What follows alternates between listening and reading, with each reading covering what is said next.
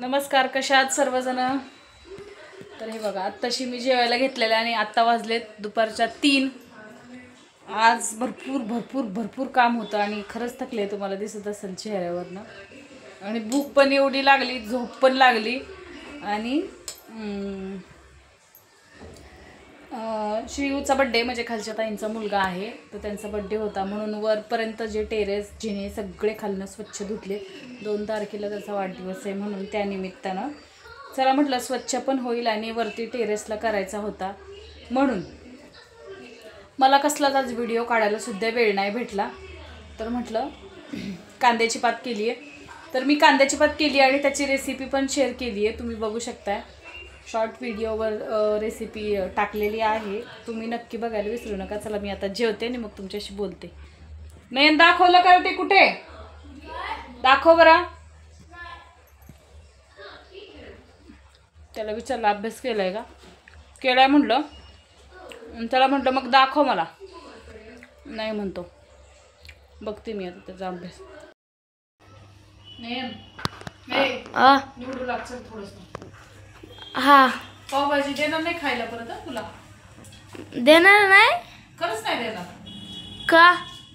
मग पावभाजीचा बेत आहे आज.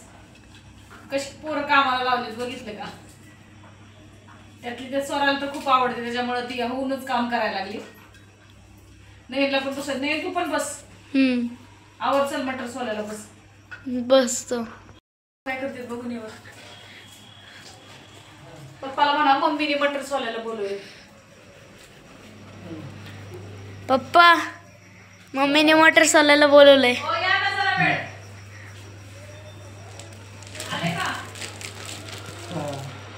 होय हो.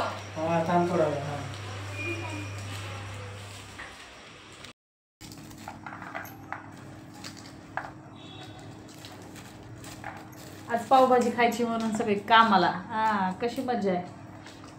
इतर वेळेला नको वाटतं आहे की नाही? भूक लागली. अरे मग काम केल्याशिवाय कसं होणार आहे सांग ना.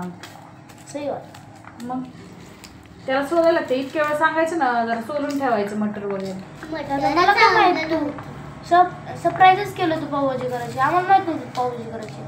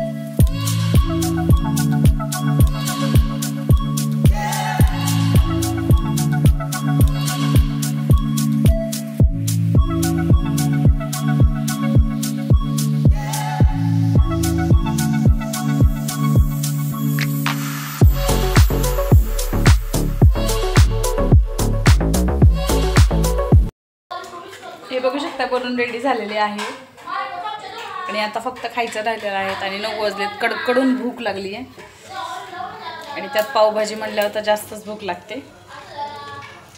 चला तर मग आम्ही जेवण करतो आणि आजचा ब्लॉग मी इथंच एंड करते. चला, बाय बाय.